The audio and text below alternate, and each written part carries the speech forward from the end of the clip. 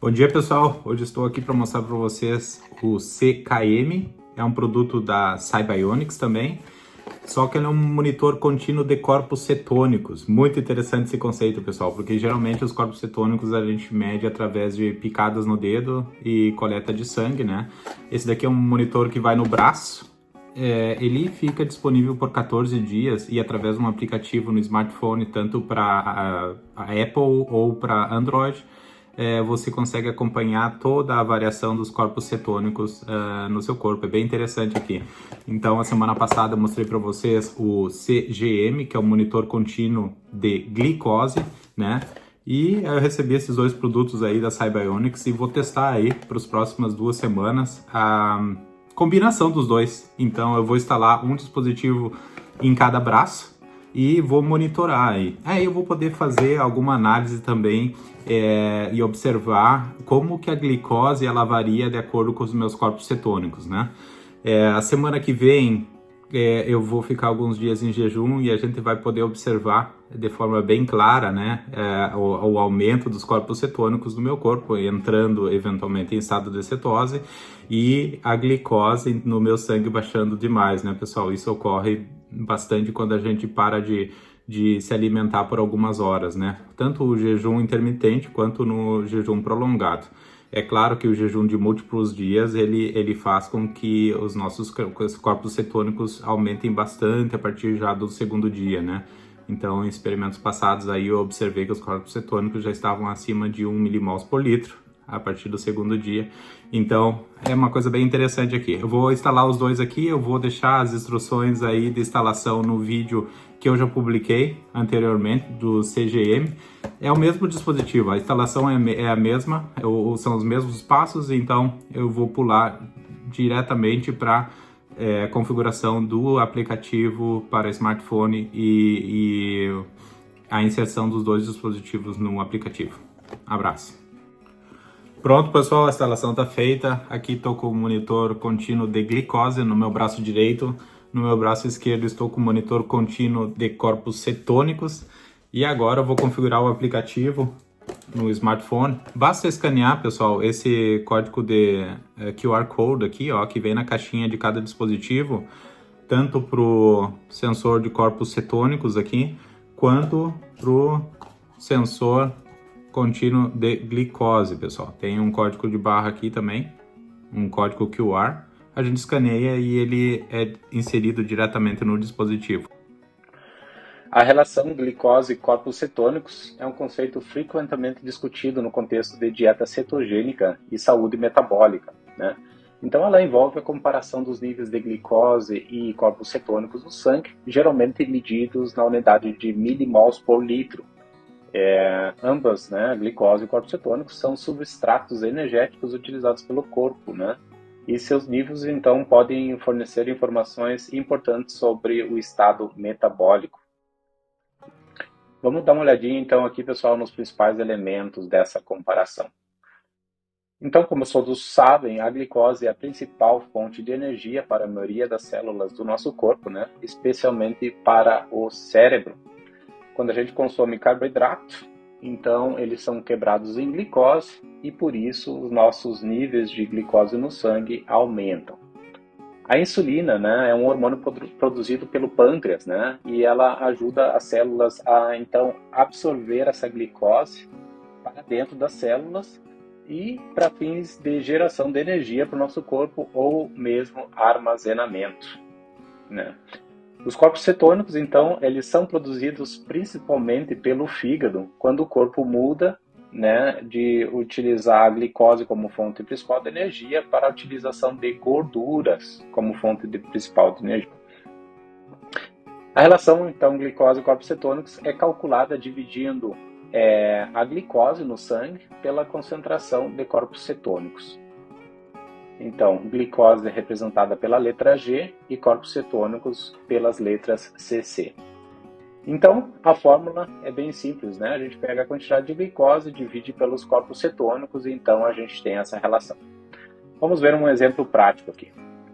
Digamos que a nossa glicose esteja a 80 mg por decilitro. Então, como a gente tem que utilizar a mesma unidade, né, para ambos a glicose e corpos cetônicos, convertendo a glicose de miligramas por decilitro para milimols por litro, a gente tem 4,4 milimols por litro para cada 80 miligramas por decilitro de glicose. Então, assumindo que nossos corpos cetônicos estão a 0,1 milimols por litro, a gente divide 4,4 por 0,1, então a nossa relação de glicose e corpos cetônicos resulta em 44. Né? Geralmente os valores acima de 10, pessoal, indicam que o nosso corpo está utilizando a glicose como fonte principal de energia. Então, nesse caso aqui, 44 é maior que 10, então é uma indicação que o nosso corpo está utilizando a glicose ainda como fonte principal de energia. Por outro lado, aqui a gente tem o mesmo exemplo com a mesma quantidade de glicose, então 4,4 milimols por litro, e assumindo agora que a gente está com corpos cetônicos a 1,5 milimols por litro. Então vamos dividir 4,4 por 1,5, o resultado final é de 2,93. Então, a conclusão aqui é uma indicação que o nosso corpo está utilizando agora a gordura, né, como fonte de energia. Em outras palavras, estamos queimando a gordura quando estamos em estado de cetose. É uma relação glicose e corpos cetônicos mais baixa pode indicar um estado metabólico em que o corpo está dependendo mais de corpos cetônicos para a energia, ou seja, está utilizando a gordura como fonte principal de energia para a sustentação do nosso corpo. E uma relação mais alta pode sugerir uma maior dependência da glicose para a energia, como a gente viu aqui nesse caso, né? Maior que 10, glicose como fonte de energia, menor que 10, uma indicação que o nosso corpo está utilizando a gordura como fonte principal de energia. No entanto, pessoal, a interpretação da relação deve ser feita em conjunto com outros indicadores de saúde. Indivíduos com condições específicas, né, devem consultar profissionais de saúde antes de realizar qualquer mudança significativa na dieta, tá, pessoal? Então procure um profissional aí da área de saúde aí para ajudar vocês com os jejuns e entender melhor essa relação da glicose. Se o principal objetivo, pessoal, para integrar a dieta cetogênica à sua vida for a perda de peso, um nível de cetose entre 0,5 milimols por litro e 1,5 milimols por litro é um bom ponto de partida. Então, 0,5 a 1,5 a gente tem uma queima leve de gordura, né? E a partir desse ponto aí, então, busque o próximo nível, que seria entre 1,5 e 3 milimols por litro. Nesse nível é o nível onde o nosso corpo ele queima a nossa gordura de maneira mais eficiente possível. Essa também conhecida como a faixa ideal de cetose, né? Porque é aqui que nosso corpo então vai queimar a gordura de forma mais eficiente e você vai emagrecer de forma mais rápida. O outro nível então é o nível entre 3 e 5 milimols por litro. Aqui também o corpo está queimando gordura de forma muito mais rápida. Porém, alcançar esses níveis de cetose exigem que você fique muito tempo sem se alimentar, né? Por exemplo, um jejum prolongado ou uma dieta baseada em dieta cetogênica, por exemplo, com bastante gordura, né? E vocês vão observar esse resultado, então, após vários dias, várias semanas, às vezes, dependendo da alimentação que vocês estão tendo. Né? Então, alcançar esse nível não é muito fácil, mas é possível, né? E a partir daí, a partir de 5 milimols por litro, já é uma maneira ineficiente de queimar gordura. Geralmente o pessoal utiliza esses níveis mais elevados para tratamentos terapêuticos, tá, pessoal? Mas aí é com acompanhamento médico e precisa ser muito bem orientado o paciente para chegar nesses níveis altos de cetose. Como eu estou monitorando a minha glicose e corpos cetônicos de forma contínua, né, através dos sensores que eu recebi da SciBionics, né, Eu tenho um sensor no braço esquerdo para medição da minha glicose, um sensor no braço direito para medição dos corpos cetônicos, né? Eu posso utilizar o meu aplicativo, né, no telefone para monitorar esses níveis. Então aqui a gente vê no lado esquerdo o meu monitoramento de glicose no sangue. Então aqui eu vejo toda a evolução dos picos de glicose que eu tive durante o dia. Aqui, como eu citei o timeline aqui para 24 horas, ele vai me reportar todos os dados nas últimas 24 horas.